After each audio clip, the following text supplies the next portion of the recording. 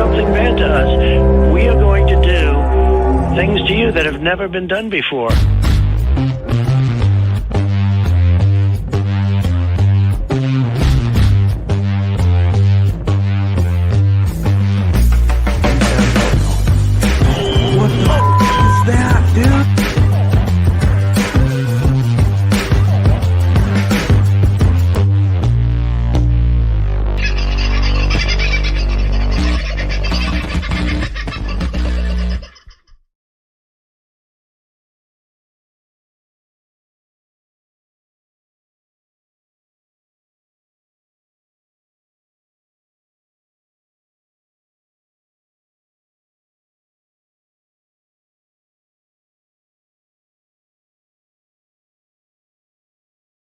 Shit, that went well, didn't it? Patience, folks. So, guys, one of the tragic errors that one makes just before going to air and deciding they need to clean their glasses. Do you know how difficult it is to clean your glasses with a broken wrist? I got to tell you, it is a pain in the proverbial part of the thing that shouldn't have a pain. I guess I'll give you a wrist update. I have a new covering on my wrist, which is all quite hard. It's an exo something or something like an exoskeleton, they call it, and there is no plaster involved. So that was a little up for me today. I thought, oh, that's good. No plaster, no plaster. But then I actually spoke to a doctor who seems to know what the hell he's looking at when it comes to an x-ray. And that news, unfortunately, isn't as good. I have a compound, I don't know, they used a lot of very medical words. A fracture, he described it like if you're chopping a block of wood and you split that block of wood, you chop down on it, putting all the pressure from the top straight down through the wood. That's essentially what I have done, except my bone, being the wood, has not split. It is just developed, not two, as was originally my thought, but I have many multiple fractures down from the plate of my wrist down into my forearm. Not exactly sure what that means just yet. It may mean surgery. Just a bit unkeen on that. Why might I need surgery? Because while this is a wonderful thing, and I can take this off, I can have a shower and take it off, and it's waterproof as well, so I can leave it on. It's just turns more into a sort of a wetsuity kind of thing, and doesn't dry out if it's on your wrist properly. So I'll probably wind up taking it off for a shower. But in 4 weeks' time, which will now have to be 5 or 6 weeks' time, because when I said, the 2nd of December will be fine to come in and have more x-rays and see what's going on, it actually won't be, because on the 2nd of December, I will be somewhere between Echuca and Mount Gambier. So I won't be going back for that. So we'll have to wait until I get back to Queensland to have a bit of a look at it, and then we'll see what happens after that. So at this point in time, the biggest issue I'm going to face is that movement. Not that, but that. So the up and down floppy wrist kind of movement. I ain't going to have it. I'm going to need to do a lot of praying, literally. They're in the prayer motion and trying to push that wrist back and then forward as well. I did try it a little bit today while I was uncasted, if you like, and not terribly pleasant feelings all round. And he did ask me not to do it anymore, at least for another 4 weeks. So I won't do that for another 4 weeks. But we'll see what happens. X39 patches, much easier applied when removed. Put them on where exactly. I'm going to put one each side of where I need it. And we'll see whether or not it makes much of a life on there. Chaos, my sex life is ruined. Chaos, I have no sex life. So there's nothing to ruin. Life is good. Don't worry about that. But nice of you to think of me. A little bit sick, but nice of you to think of me. Speaking of a little bit sick, David Hurley. For those of you who are watching on Rumble, you may not be aware of an upload I made on Saturday morning. I was a bit angry. I'm still ferociously angry at this moron who decided to email me back yesterday. Seems to think I overreacted. I may have. I was terribly offended at what he said. And I think anybody who could suggest such a thing has a very sick mind and has probably considered exactly what he, I don't know, humorously maybe, I don't think so, attempted to suggest I was doing. I'm not done with David Hurley, not by a long way. But I'm going to tell you exactly what's planned. I should just tell you, though, folks, if you think you can send me an email and stay anonymous, when we really get a bee in our bonnet, we'll find you. And we're finding you, David. I might have some very official animal lovers turn up at your place and just see what sort of animals you've got that you've mistreated. Because by the sounds of it, you're a mistreater. But anyway, we'll see what comes forward. But yes, David, please, if you have half a brain, you reach out to me again. But I seriously doubt you've got that much brains. So we shall see what happens. Congratulations to everybody who went out over the weekend down to Canberra and helped celebrate the Canberra Standers 1,000 days in front of the Governor-General's. And I watched Guru's live, or 2 lives that I saw out of him. I think it was Saturday, might have been yesterday. I don't know. The days are a bit blurry. But it was great to see so many people down there, and a couple of the girls who've been there basically 1,000 days. Thank you so much for the dedicated work that you are doing. It was tremendous to see the level of support that you had there. I would have been there to be part of it, but unfortunately, this sort of screwed up little secret plans that I had going in the background and all sorts of stuff. So, yeah, I apologize. So I would have been there to help celebrate that magnificent milestone. But unfortunately, busted bits got in the way. What a bummer. How was your weekend? Did you get out and about and do things? Do you want a Josie update? I guess I can give you a Josie update. I'm not going to show it to you, but I have had some conversations with some people about keeping you up to date with what's going on with Josie.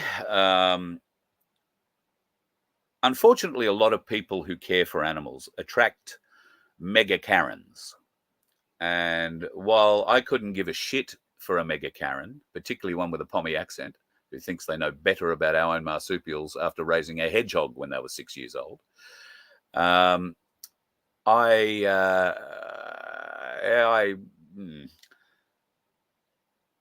am going to show you more of Josie. I'm not going to feature her terribly often or anything like that, but I think from an educational perspective, because there are wildlife carers needed all over this country, not just where I am. And over the weekend, yesterday, in fact, I had the very great pleasure of meeting up with the wildlife organisation that I'm working for now, and had a marvellous afternoon. I can't begin to tell you. I took Josie over to them because I wanted to make sure that she was healthy, that she's getting the feed that she should get, and doing all the things that a 7-month-old baby wallaby should be doing. And it turns out, yep, yeah, it's all going very, very well. So I'm really chuffed about that. When we walked in, I don't know if any of you have ever had an experience like this, but when we walked in, there were 7 eastern grey kangaroo joeys in pouches, hanging or sitting in various parts of the lounge room. And Henry, a 8-month-old eastern grey, was just wandering around, coming over and meeting everybody. And I've got to say, quietest creche I've ever been in my life. Cats, dogs, people, the whole lot. But wow. Just a beautiful experience. These little ones have been torn from their mothers after road trauma. The mothers have been put down.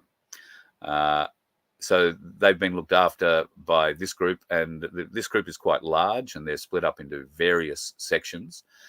I'm very glad to be associated with them. They're wonderful people, a wealth of knowledge, and while I do have carer experience, uh, can always do with more knowledge, can't you? So we had a great afternoon yesterday, and watch this space. A lot more planned. If you live in the southeast corner of Queensland, particularly around the Gold Coast or the hinterland, reach out to me. If you want to become a carer, if you want to help and be involved in caring for some of these animals, it's not just marsupials. And I've got to say, they are probably the pinnacle of the caring thing. And they're not easy. All right. I'm able to do it because I sit in this bus pretty much 24 hours a day. And the time where I can get away, the joey's asleep, so it's not much of a problem.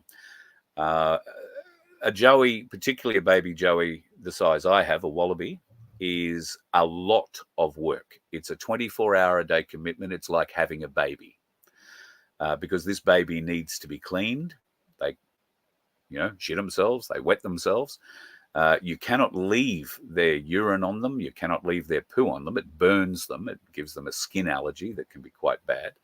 So much cleaning involved there, and much feeding involved.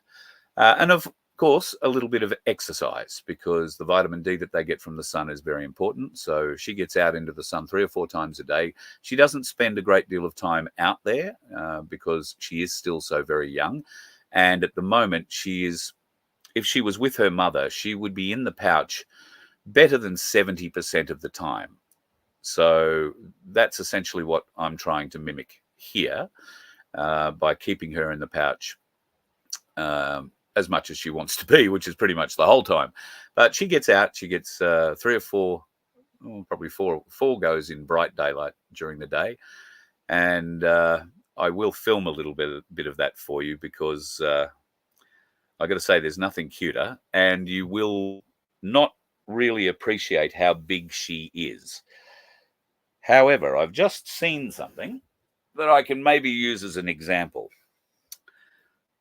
I'm holding a barbecue sauce bottle, a normal sized barbecue sauce bottle. Her head would just reach to the top of that when she was standing on her 2 legs. That's how small she is. Tiny. And interestingly, the eastern grey kangaroo that Henry, that we met yesterday wandering around, is the same age or thereabouts as the wallaby, but it's 2 foot high, very solid, and very active, out and about, and running around. These are not easy animals to look after. You need to, she can't get too far away from me in the bus, particularly as she tends to stay in her pouch all the time. So there are many other animals, though, that do require care in your area or in mine. And unfortunately, there seems to be a lack of carers in all areas, but particularly here in the southeast corner. On top of those gorgeous eastern greys that I saw yesterday in the lounge room, there were another 37 of them outside the house in various sort of pens. And that sounds like, oh, look, they're being kept. Well, they're only kept in pens while they're being medicated or being, looked after. And all of the other roos that are outside are larger roos, have been involved in road trauma or various other bits and pieces. Some have actually just, had accidents, broken legs or toes, or ripped toes off while they're hopping through the bush. I imagine something gets caught on a rock or between a bit of wood or something, I don't know. So they do have various different injuries and need various different levels of care. And macropods have a physiological system that is completely different to our own, as you would expect. But everything is different. Everything. And the strangest things, the most inconsequential things to you and I, can cause particularly small joeys great trauma.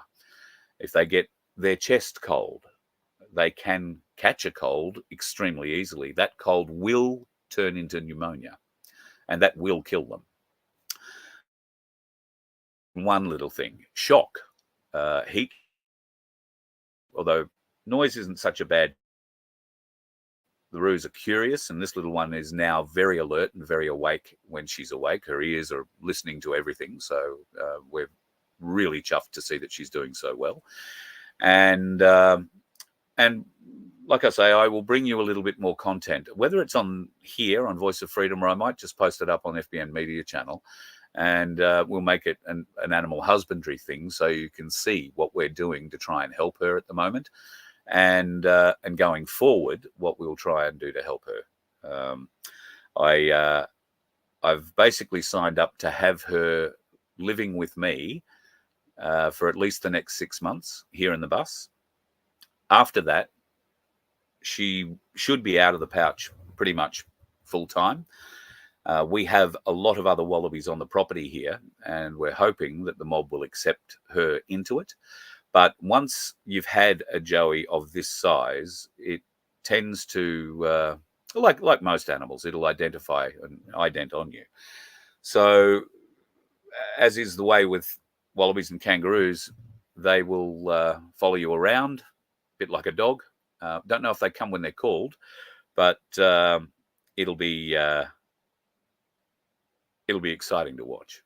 And I'm very excited to watch, and I'm very excited to help further. In fact, I'm now one of the dedicated pickup people for this area if there is a wildlife emergency. And as I left the property yesterday, 100 meters up the road, I get a phone call from one of the people here on this property saying, "Oh, look, on the Canungra notice board, somebody's hit a bird and they want to know if there's a wildlife carer anywhere." I know nothing about birds. All right. Absolutely nothing about birds. And I have nothing that I could use to treat a bird. But I went and got the bird. And I took it back to, let's call it Wildlife HQ, shall we? Or unless that's an copyright infringement. And they've got people who just look after birds in their organisation. So that little bird, which was a nested pigeon of some shape or form, had actually been caught in a chicken. Did you know this? This bird got caught in a chicken coop underneath a brood box in a chicken coop, and the chickens tried to kill it, tried to peck it to death. Chickens are omnivores. They eat meat. They'll eat other chicken. They eat eggs. They eat bloody anything. And they definitely wanted to go at this pigeon. So they'd done it a hell of a damage, and ulcer on its shoulder, lots of feathers plucked out of it, all sorts of things. So people with more knowledge on birds are currently looking after that one, and fingers crossed it will pull through too. But it doesn't really matter what you're into, reptiles, birds, everything needs a bit of care, and it's probably easier to start off with something that is a little bit. I started off with the easiest things, right? I started off with the absolute easiest things to care for. Snakes. They're not. They have their own, you've got to have the correct temperatures. You've got to have a bit of knowledge about what their skin does. You've got to have, there's a fair bit to that too. But at the end of the day, once you've given them a needle, got the vitamins into them, had to shed them on many occasions because there's been damage to the skin. The easiest way to get rid of that is to shed a snake, and a shot of vitamin D, I think vitamin B will do that, induce a shed. So if you don't mind reptiles, there are many reptiles. Don't have to be snakes. They can be, bearded lizards, water dragons, beautiful little sugar gliders, the most stunning little sugar gliders. And we actually have some of these pygmy gliders on the property here. Tiny, tiny things, like mice with wings. But they are absolutely beautiful.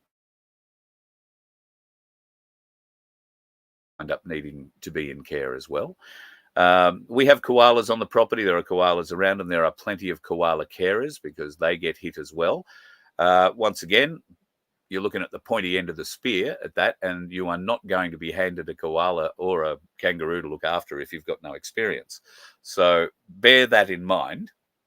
But you will get one because there are plenty going around, unfortunately. What you do need to do is raise your level of knowledge. And if you are in the southeast corner, watch this space. We will have you out to the property and do some education out here to help get a few more carers on the ground and hopefully ease the burden of the many people in this organisation that I've joined. And I'm not mentioning their name because of these mega Karens. I'm not the slightest bit concerned about mega Karens. Come at me. You'll be in for a very big shock. But our main goal is to just rehabilitate, make sure that these animals are healthy and can go back into the wild full time, if that is possible.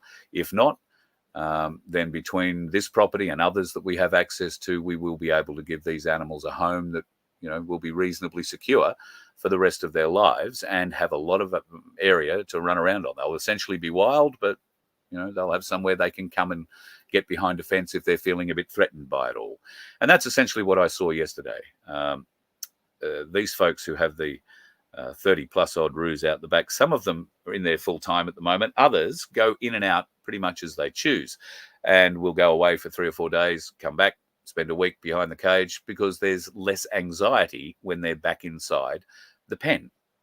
But then they're free to go anytime. Out you go. So that's something I would really look to do. Why do you need a permit to take care of sick wildlife, Sunflower? What a very good question. It's not necessarily, although I do understand it's a great opportunity for the government to charge you another fee. And I'm watching a bloke in America at the moment who has a line of T-shirts he's selling. America, the land of the fee. Could work just as well here. Write that one down, Vince. Yes, you need to have a permit. But who do you get the permit from? Well, you get the permit from the bunch of Karens in the department.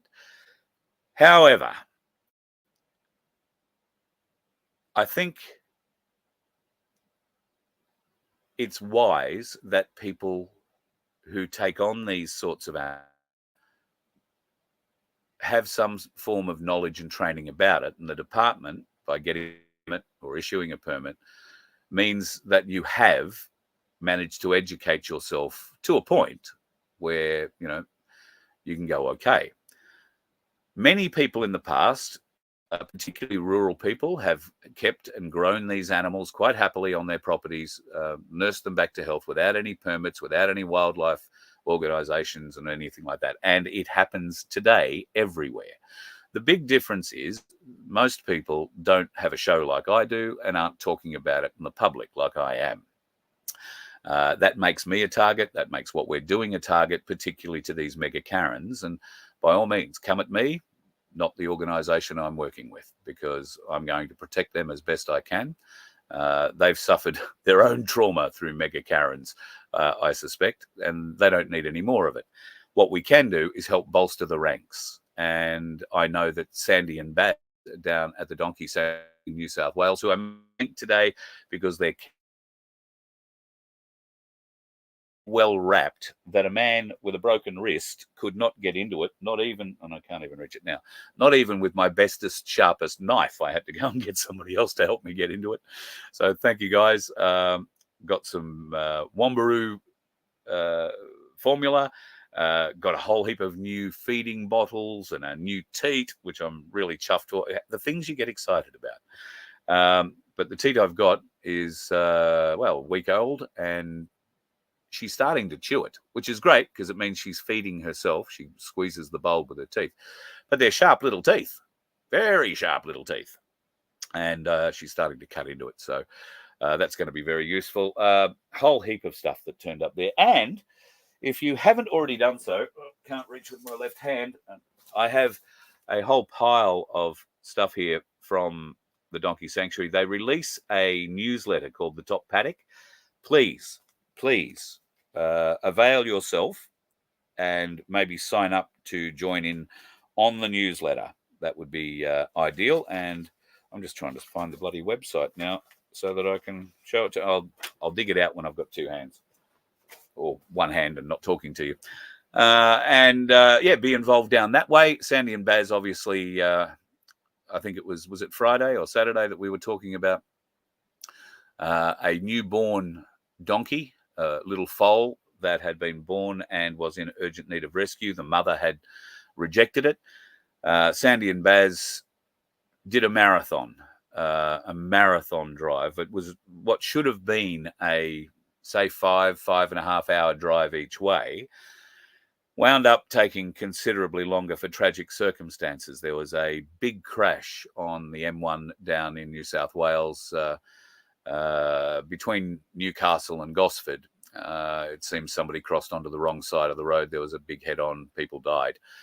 So they were stopped on the side of the road, thankfully at a servo, for about 3.5 hours, put them late down to where they needed to pick up this little donkey. When they got there, I think they said it was about 36 hours old, or not quite 36 hours old. And it was in a pretty bad way. Its mother had rejected it. And mothers reject babies for all sorts of reasons, but usually because they know there's something wrong. Turns out this little baby did have quite a few things wrong with it. Baz and Sandy picked it up, put it in their van, and Sandy sat in the back with it, feeding it, nurturing it, doing everything she could to encourage it. They got it back to their vet, which is close to Newcastle, and unfortunately, the little one didn't survive. So sad, really sad. And can I just say, without delving into the details of it too much, it is the care that a baby receives in its early hours that makes the difference between its survival and its death. Unfortunately, this little donkey didn't get the care, even though the instructions had been given, didn't get the care that it required. And sadly, it died. It wasn't euthanized. I don't think. It died. So, and that's the other thing that happens if you're going to be a wildlife carer. Sometimes these gorgeous little creatures pass away for no reason to do with you. Shit happens, and you've got to be able to deal with that without getting too emotionally attached. Having said that,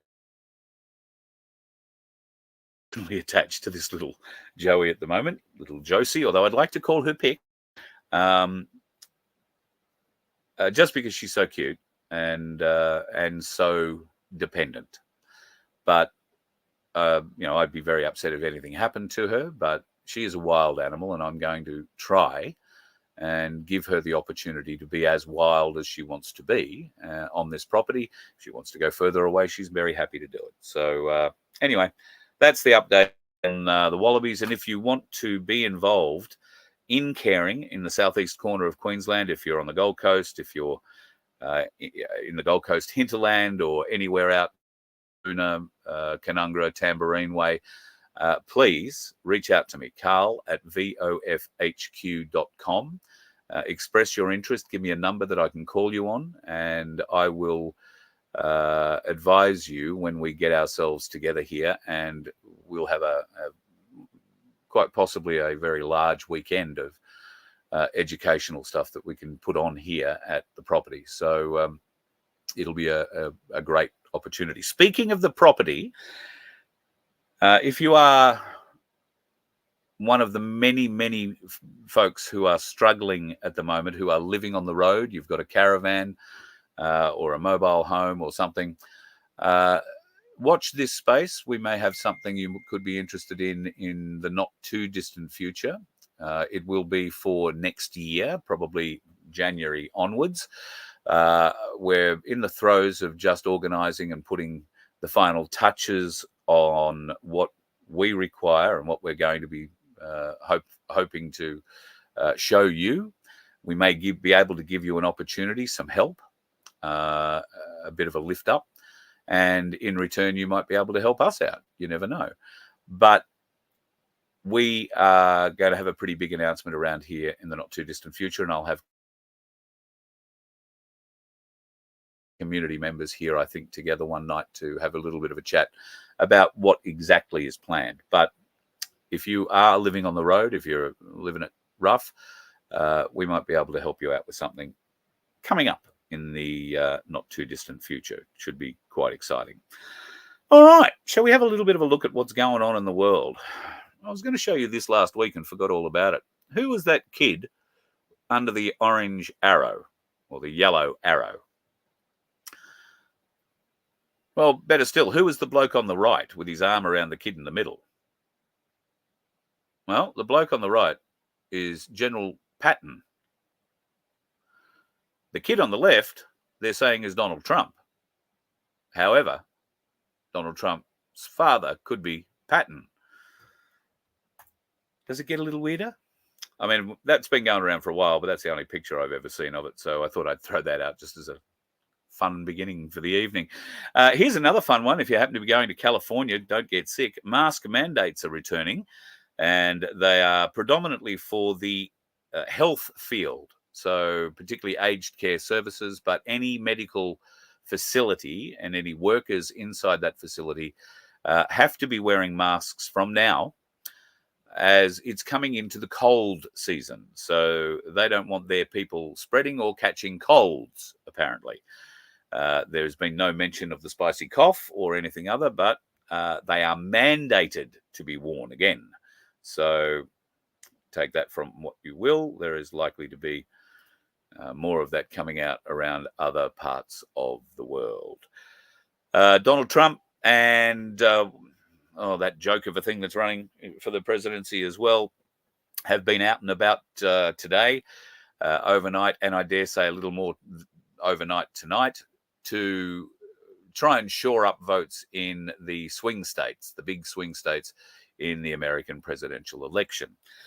Now, that's going to take place overnight tomorrow night. Wednesday, we'll start getting our answers from about 11 o'clock in the morning. I might be going to a watch party, which I've never been to before in my life, but I might head up to Brisbane. I've been invited to a watch party up there with Birchall, who was on the show a few weeks ago. Might be interesting to sit down amongst those sorts of folks and get a bit of a glean on what they're seeing out of this whole process. Moving to the process, well, the steal is on. How are they going to steal it? Why are they going to steal it? And everybody seems to be very focused on the fact that the thing they're going to steal will be the presidency. I have a different opinion. I think the presidency is too obvious to steal. Too obvious to steal. And there will be significant consequences for that steal regardless. This is where I start opposing my own arguments. I saw a video the other day where one of the Democratic congressmen was proudly telling whoever would listen that they were going to stop Donald Trump from becoming president, even if he won in a landslide, using Article 3, or I beg your pardon, Section 3 of the 14th Amendment. Now, I don't have the amendments here written in front of me, but essentially what that means, the 14th Amendment stipulates that Section 3 stipulates that no insurgent can be given a government office of any kind. That means you cannot work as a clerk, you cannot get a job as a street sweeper for the government. You are not allowed to work for government of any kind if you are an insurgent. And if you go back to the media, and the Democrat squeals like a stuck pig for the last 4 years, they have done nothing but try and show Donald Trump as an insurgent from the January 26, 2021 speech that he made prior to everybody heading off to the Capitol and essentially being invited into it by the police who were on duty at the time. Most people walked through there quite calmly. And as it is a people's house, they had full right to pretty much go anywhere. The most interesting thing you might remember to come out of that were a number of Democratic laptops that went missing during that whole lockdown process, where the Congress and the senators were all locked up in a secure room under the Capitol. But when that emergency message came through to run down to the lockdown room, they all left their laptops on their desks and left them open. And all of those laptops got stolen, including Nancy Pelosi's, Schiff's, and others. More of that to come, I think you will find. So what do we think that could be, yes, that could be the plan, to use the 14th Amendment, Section 3, to name Trump as an insurgent and therefore block him from taking any government office. Now, the only way that the Democrats could achieve that is if they win the balance of power. Now, at the moment, the Republicans have the balance of power in both houses in the Congress. Half of that group is up for election this week, or up for re-election. What if the steal isn't to steal the presidency, but the steal is to steal the majority in the Congress? Because with the majority in the Congress, they could, and by the sounds of it will, use the 14th Amendment, Section 3, to stop Donald Trump, the duly landslide elected, let me be premonition, the landslide elected Donald Trump would be stopped in his tracks by a hostile Congress that refused to allow him to take office because he's an insurgent. What evidence is there of his insurgency? None. But if the Democrats have control, it won't matter. It won't matter. So does that give you something of an interesting view on how they're going to try and steal this election? And have you ever wondered how they're going to use all those illegal aliens that they've imported over their southern border to help them steal it? Well, thankfully, somebody found out. I found the source of exactly where all these illegals are getting put on the voter rolls, and it's going to be made public very, very soon. And I'll tell you right now where it is. And it's an organization called the Electronic Registration Information Center. It's led by a guy named David Becker, who was involved in a scandal while he was a U.S. attorney, and he essentially contacted the city of Boston while he worked for the DOJ, and the DOJ sued Boston over voting rights, claiming that he would help them get out of it. He then worked for PFAW, the People for the American Way, a far-left organization. Then he went on to work for Pew. And with George Soros' money, he created an organization called the Electronic Registration Information Center, which is known as ERIC. And then ERIC contracts with the states to get your DMV records, all that sensitive data that nobody else can get, that's protected under the Driver's Privacy Protection Act. That's where they're finding out the ineligible voters. That's where they're finding out who in the state isn't registered to vote. And their membership agreement prohibits you from disclosing to them who is or is not a citizen. So you send all the information to people that live there. Don't tell them if they're citizens or not. And they pump those names onto the voter rolls, and then they circulate it back. And then they give it to the other organization David Becker found, which is the Center for Election Innovation and Research, which is the recipient of all those Zucker bucks from back in 2020. How's that? So they're onto it. Now, there's been another suggestion about what's happened with this election, and that the Democrats, or essentially the, let's call them the Black Hats, are in a catch-22 situation. The catch-22 situation presents along these lines. If they try and steal the presidential election, be that the presidential election or the numbers in Congress, they will all be arrested and exposed for that fraud that they are committing.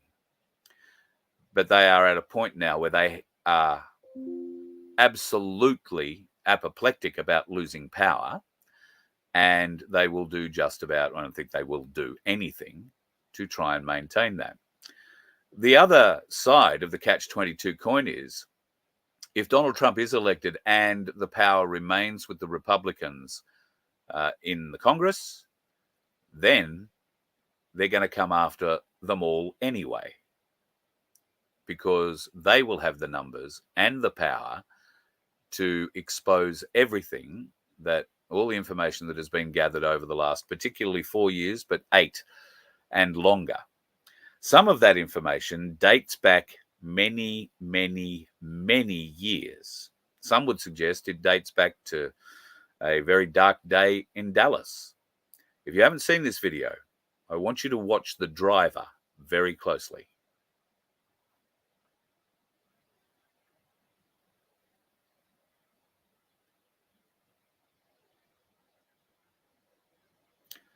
Watch.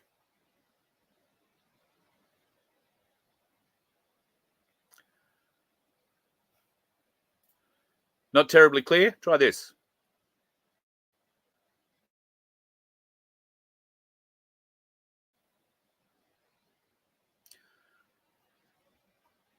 The interesting thing for me here is that these are different angles of films that we haven't seen before. Some will say, oh, that's the Zabruta film. Well, it might be, but this is the unedited version. Did you see that? Did you see the driver? It was the driver of the limo that turned around and shot JFK in the head. He used a gas-operated assassin's pistol, and that is the undoctored video. The Zabruta film was doctored, and you can tell that because there is a tree in the background of that as the car is passing by. But in the Zap film, you only see half the tree. It's floating in midair. So, interesting that is now back out in front of us again at this particular time, highlighting what happened. So, I'm all for the exposure, and I'm pretty sure it's going to happen. And can I tell you that there are a huge amount of people in the world who appear to be resigning. Big, well-known, very famous people who are resigning from positions of power on boards for really weak reasoning. And some are just walking away from their jobs. Now, I'm not suggesting that all of these people have been, involved in nefarious shit. Not by a long way. I just find it rather interesting. And one of the names that really leapt out at me on an international video that came out today, and I haven't had time to edit it. The video is actually quite long, but it goes through hundreds of people who have, in the last 2 weeks, resigned and walked away from high-paying corporate jobs to unexpectedly, all unexpectedly. This wasn't meant to happen. We weren't expecting people to walk away. A lot of them are doing just that, including in Australia. Mark Scaife, for V8 Supercar fans, has resigned all his positions with Race, the company that owns the rights to V8 Supercars, and supercars in general. He's part of them. He has not resigned his position with Fox News or Fox Sports, as he is getting a few dollars out of them too. But will he be on the television anymore? I don't know. There are a few media people resigning, including one of the ones I used to work with on the Sunshine Coast. And I've got to say, that's a hell of a shock to me. I thought that she would be there for ever and a day. But no. Out of the blue, decided to quit. So good luck to her. I hope all things go well. And I'm not suggesting that she's involved in anything at all, but she really did enjoy hanging me out to dry because I didn't believe in the jabs, and I wasn't going to read a live commercial in a breakfast show that encouraged you to go and get a stick shoved into your brain, particularly a stick that did a test that wasn't conclusive to anything other than, it can break the barrier between the blood and the brain and leave some toxic substance that stick was dipped in up your snoot. So, of course, she was also highly involved in the vaccination process and got jabbed up the wazoo. I don't know how many eventually, but didn't show any resistance while she was talking to me about getting the lot of them. And I really do hope that she is well. I hope that she is well. I hope she's not, quitting because of health issues.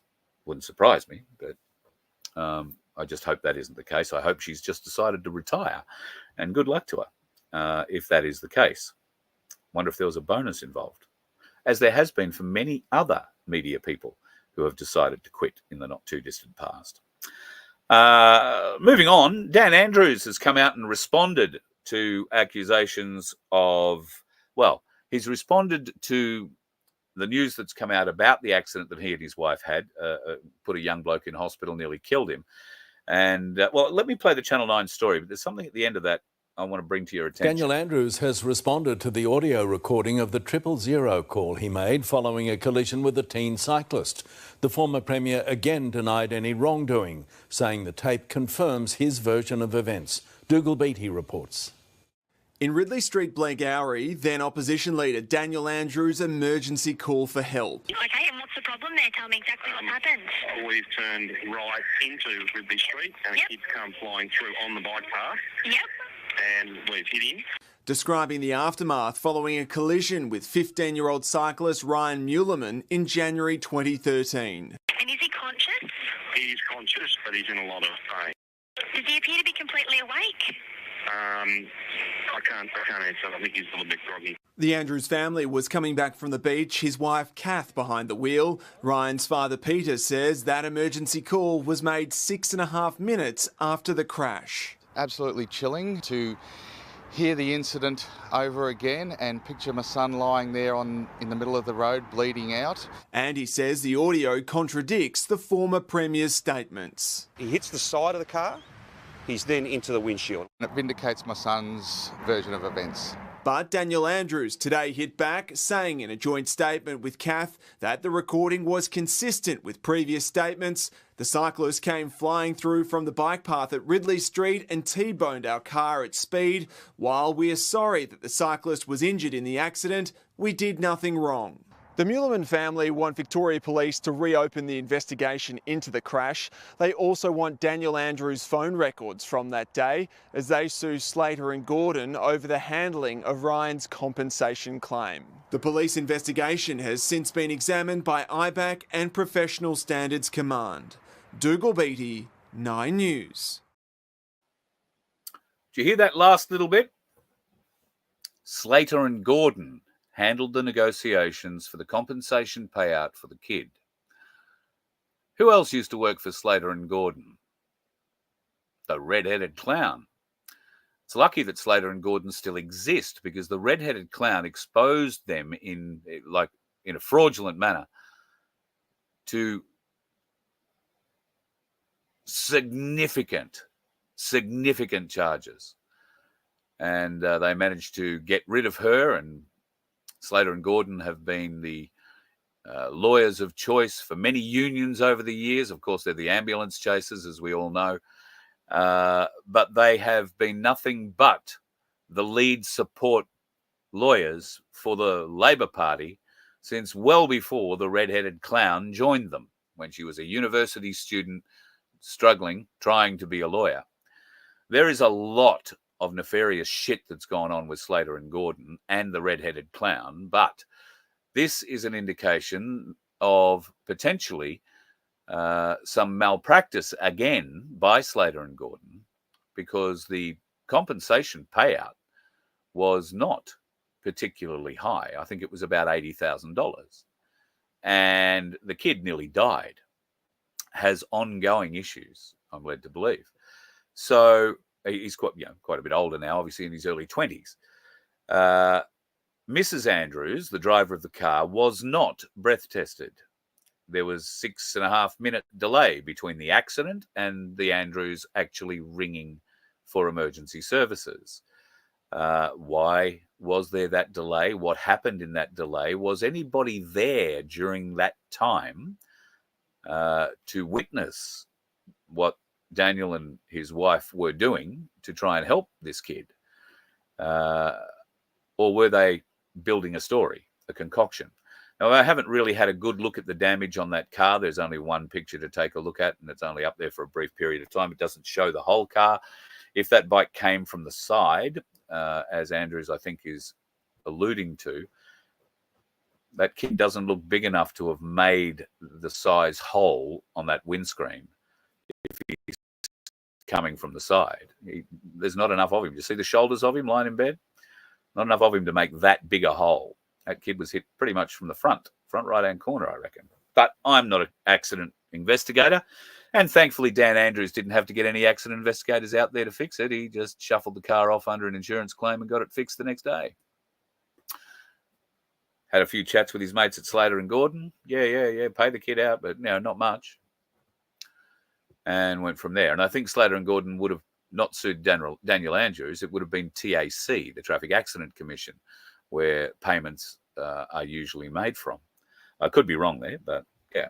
So Dan Andrews is still making the news. I wonder just how much mental health support he could give that young man now that he's the mental health for youth support person. Yeah, horrible. Interesting news about Diddy coming out. Aaron Carter, successful little musician. Rumors are circulating that Aaron Carter was killed right before he was about to expose what happened at P. Diddy's sex trafficking parties, where he was a childhood victim of drug abuse and rape. Aaron Carter released albums under the Sony Music label, which is a parent company of P. Diddy's Bad Boy Records. It's also the same company owned by Mariah Carey's ex-husband. And we all know how screwed up she is, don't we? There's more. Here's a bunch of people that might be looking at themselves in the mirror and giving themselves a considerably strained and worried look, because anybody who's been associated with this bastard is going down, which I think is exciting. I was going to go into Southport Court today. I received a very interesting picture. Now, I don't know whether or not the picture is real, and that's why I planned to go into the court today after I'd had this arm looked at, but something happened, meant I had to come back out to the property pretty quick, so I did, and didn't get there. However, if you happen to be going to the Southport Court at all, would you have a look at who is supplying the Wi-Fi? JAG Corporate, JAG Judicial, the military, US Navy, maritime law.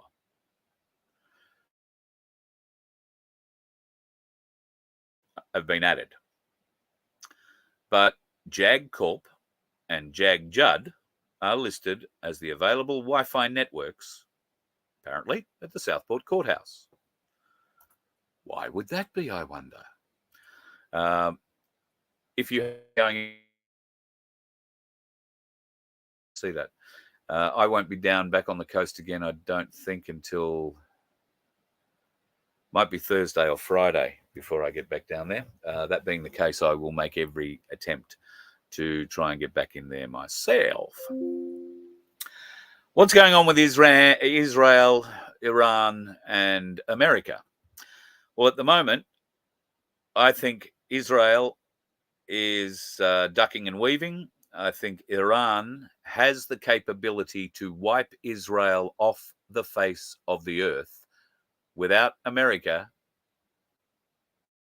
Israel's stuffed. And I don't even know that with America, Israel will survive what the Iranians could do. I do not believe the Iranians are our enemies. They've not done anything to Australia, as far as I can tell. I understand they have a few issues with the Israelis. The Israelis seem to have a few issues with anybody who doesn't agree with them. They are the aggressors. They lost less than 2,000 people on October the 7th last year when they were attacked by Hamas. But now there are over 70,000 dead Gazans. And now they're moving into Lebanon. Do you think Israel plans to stop? They do not. They want to control the Middle East. They have been very open and very clear about it. They are going to keep blowing up doors and killing people until they gain control of that area. The only way they will be able to gain control of that area is to wipe out Iran. And like I say, I just don't think they can do it. They think they've got the world's best weapons. Iran has been so paranoid about Israel for the last 50 years that they have been building and building and building and building and building and building and building, stockpiling all of their weapons. That means they've probably got weapons ready to go in A1 condition that were made 40 years ago. They will be out sort of stuff. However, they will also have a lot of newer weapons, and they certainly have a lot more self-protection weaponry than Israel was aware of. A lot more early warning systems, and their radar systems are quite spectacular. From the reports I've been getting, they use something called an S-300. There is an S-400 and an S-500 version. Iran, these are Russian sort of radar systems, search, acquisition, fire control systems. The Iranians have not necessarily purchased or bought the Russian derivatives of this. They have re-engineered and made their own, but they are based on the same sort of stuff that the Russians use. This is why America has not entered the war with Israel to the extent to which it could just yet, because it is a proxy war, and the Americans get to see what one of Russia's closest and most powerful allies has by way of defense and offense in military equipment and personnel. And I think they've shit themselves, because they've realized that if the Israelis can't knock over the Iranians, then the Yanks are very unlikely to be able to knock over the Russians, plus the Chinese, plus the North Koreans. Plus, I suggest if BRICS goes any further, you will see countries like India joining the fight on Russia's side. BRICS, of course, growing madly. India, of course, just been celebrating Diwali. I don't know what the hell Diwali is, but Albo seemed to think it was a good thing he had to be at and made his way there. He looked terribly nice in the hat, looks really good in the hat, managed to cut the hat, and all that's really good. We have a lot of Indians in the country. Our doors are wide open to them at the moment. And guess what? Now they're demanding that we, Australia, have a public holiday for the Hindu festival of Diwali. Are you surprised? Really?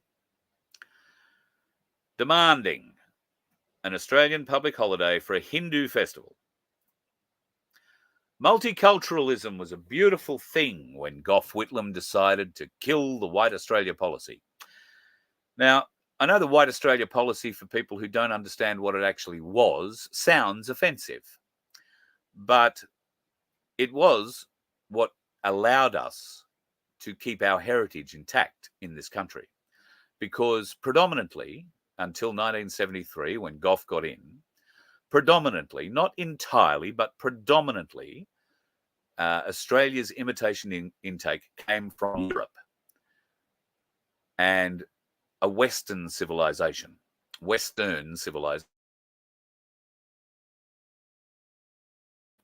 Multiculturalism, a great buzzword. Gough Whitlam came in, killed the White Australia policy, which meant then that our doors were flung open to anyone from anywhere.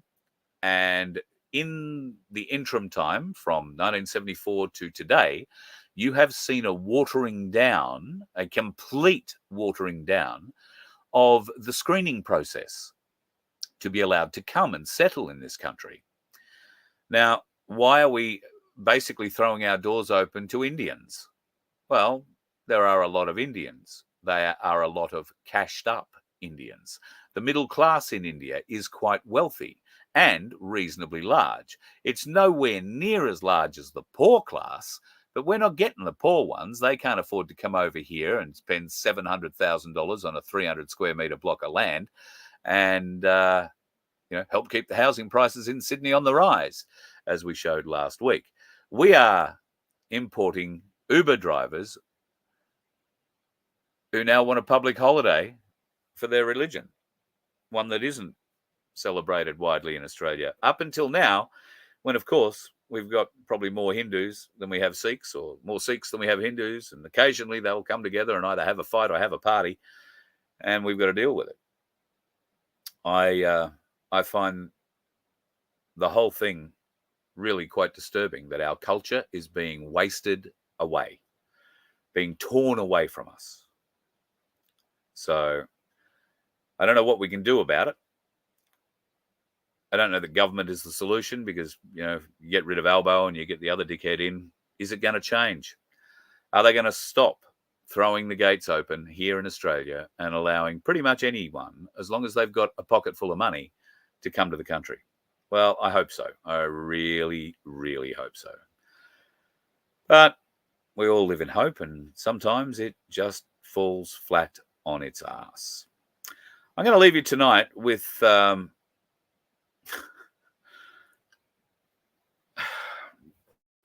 chimeras, hybrids.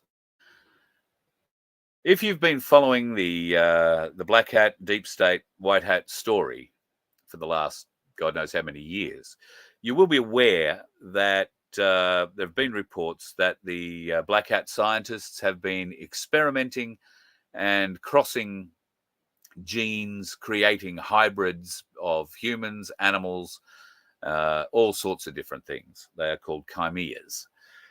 I haven't analysed this in any way, shape or form, and I can't analyse it because it's not the original video, but have a look at this.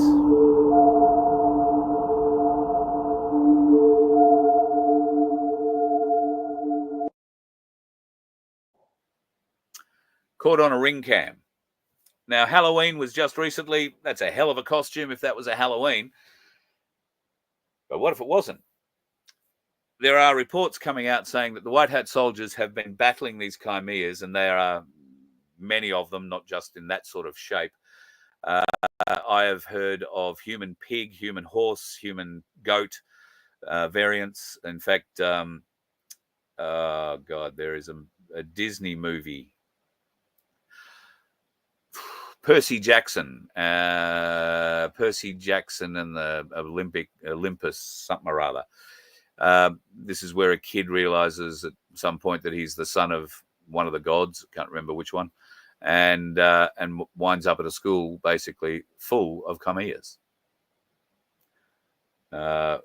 His best mate is a goat, or a chimera goat crossed with a human. So, are they telegraphing what we've got? Maybe so. Apparently, these things have all been let loose on the world because the deep state are in a deep fit of panic. It was planned to use these to shepherd our imaginations into certain areas, but that required money, control, and all those sorts of things that the white hats have removed from the deep state.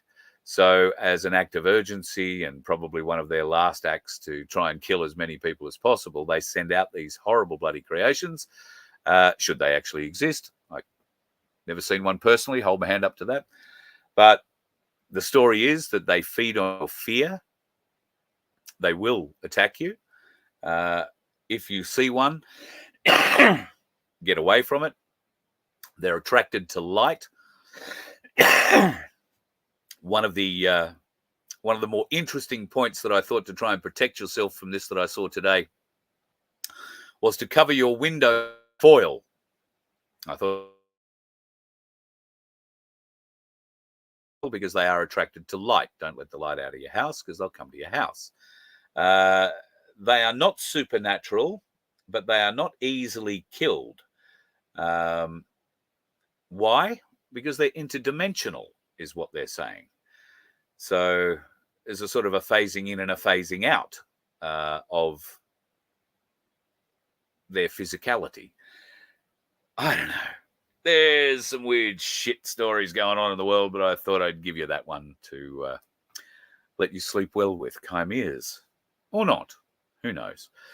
I'll just slip back, have a bit of a quick glance. Oh, thank you for somebody. Thank you for the donation or the sticker. Latimus, is that how I say it? Thank you. I really appreciate that. That's very generous of you and very needed. Thank you very much. Feed it with Pal. No, I'm not going to feed. I am not feeding the wallaby Pal, nor am I turning it into Pal. I did, however, find out something over the weekend that stressed me greatly about the RSPCA. Can I ask you folks, if you want to donate money to wildlife, do not, I'll say it again in big letters, do not donate to the RSPCA. Sandy and Baz will tell you a story, I think it was of over 100 donkeys that were left to the sanctuary. Well, the sanctuary needed to get them because there was nowhere else for them to go. Those donkeys were in Queensland, in fact, on an island off Queensland. The owner of them passed away, but he was an owner of some means and had left over $1 million for their care. The sanctuary was contacted directly, and because they were in another place in New South Wales, they liaised with the RSPCA to get those donkeys out. I'll let Sandy tell that story when we catch up with her, but let's say she got the donkeys and got none of the money.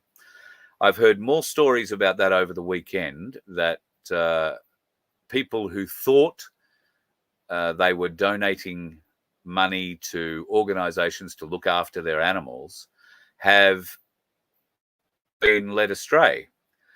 So I want to tell you that if you leave money to look after animals in your will, all right, and listen closely to this, if you are leaving money to look after any animals that you may have after you pass, you must stipulate that no money is to go to the RSPCA. If you do not stipulate that the money must not go to the RSPCA, then the RSPCA will take whoever you nominated to get that money to court, and they will win because of the corrupt system behind it. Now, in Queensland, that system involves SPUR, the penalty enforcement agency that will take everything you own, your license and everything else, so that they can recover a cost of a fine, usually issued unlawfully and illegally, against you. This is a corporation. It has no legislative power and is not recognised by anything other than silly people who believe you've got to pay the fine, or they'll take your license off you. Another fee. Why do you need a license to drive? You know, I got threatened a little while back. Oh, we'll take your license off you. You won't be able to drive. I said, no, I can drive okay. Just because you take the plastic doesn't mean I forget how to drive. I'm a responsible driver. All good. Oh, but there's all these laws and regulations. Oh, yeah, well, yeah. There is that. But it's just a grab for money. So the RSPCA, on top of grabbing your money, if you do not stipulate that you do not want them to get it, I have also found out, have a rather interesting practice when they are called to the scene of a road trauma with an animal. Doesn't really matter what animal, but let's use kangaroos, wallabies, koalas as the examples, because aside from birds, by and large, that is what is knocked over on our roads. If the RSPCA are called to attend something like that, and if I had have stupidly maybe called them about this little one, they would come, they would take it, and because it's under a kilo, they would feed it to their snakes alive. RSPCA keeps lots of snakes, got to be fed. I understand that. But they will take any animal under a kilo, it's alleged, goes straight to the snakes. I was horrified. If that is the case, and I've rung the RSPCA today and asked for an interview with the head of the RSPCA Queensland to find out if this is the case. I haven't heard back. What a surprise. So bear that in mind whenever you think of helping an animal. The RSPCA will not help your animal beyond what it, has to do. But if there is money attached to that animal and you planned on giving it to somebody who really was going to look after your animals, then you will be rolling in your grave to know that the RSPCA will fight tooth and nail because they believe any donated money to look after animals belongs to them. So, yeah, I won't be out there to try and help raise money for the RSPCA anytime soon. But the wildlife organisation that I am working with, very happy to help them. And there are costs involved. I mean, vet care, while there might be a discount, I don't know, is still expensive. And that is something that Sandy and Baz suffered the other day with the young donkey foal. Now, they travelled 5.5 hours down, 5.5 hours back. The person who rang them and said, "Oh, I've got this donkey," didn't offer them 1 cent for their fuel money or anything else. There was a vet bill incurred trying to keep this young thing alive, and Baz and Sandy have to pay that. And of course, it passed away, so I don't know what sort of. Oh, they may well take it out and bury it on the property. I suppose that would be the cheapest and easiest way for them. So, if you want to throw a few bucks around, then look out for the Good Samaritan Donkey Sanctuary in New South Wales. They could certainly do with it, and I got enough feed to get this little one through for a little while, so we should be okay for at least another few weeks. And I'm going to buy some more next week. So we'll be okay with her here for a while. But if you do want to help out Sandy and Baz, then the Good Samaritan Donkey Sanctuary in New South Wales, you can find their email address and shout out to them. They are two of the most amazing people. They do this for the love of it. They drive all up and down the eastern seaboard of Australia to save donkeys who have either been left behind after their owners have passed, and that's a lot of what happens.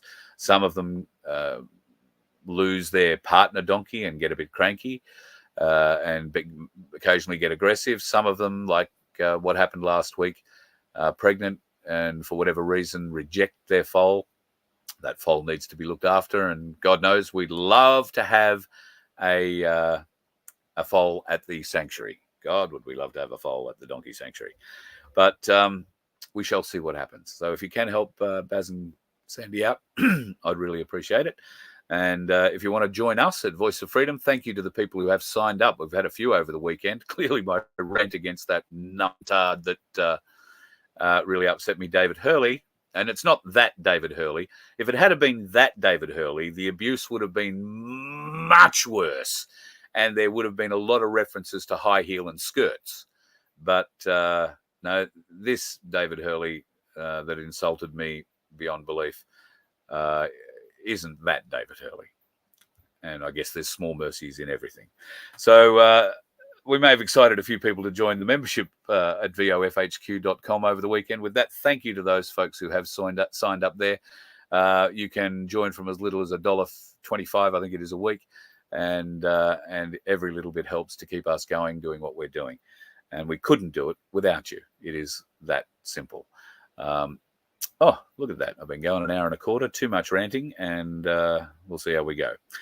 Tomorrow, might do a little live from a place I think I'm going to be at in the afternoon. So we'll see what happens. Depending on how long I am there, will depend on whether or not there is a show at my time, 6:30 tomorrow night.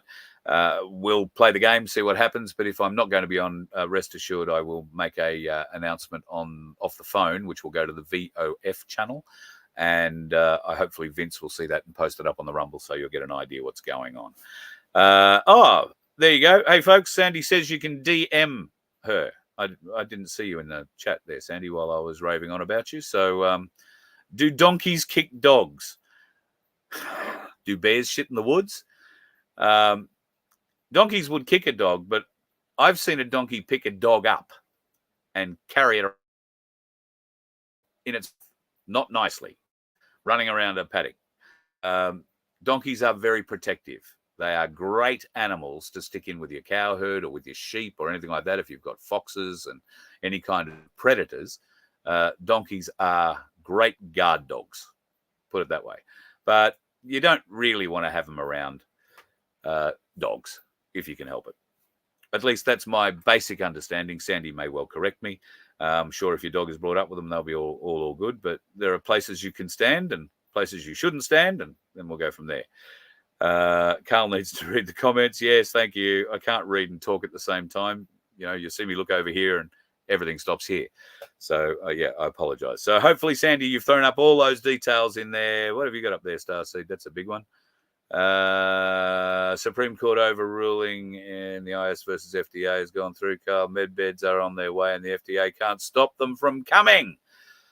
Right. Well, I guess we'll wait for the other Supreme Court decision, the Brunson decision. That's coming, folks, and that's going to be a big one. When is it coming? I would have thought before the election would have been ideal, but what the hell do I know? Have yourself a good day, folks. Going to even better night. Be safe on the roads.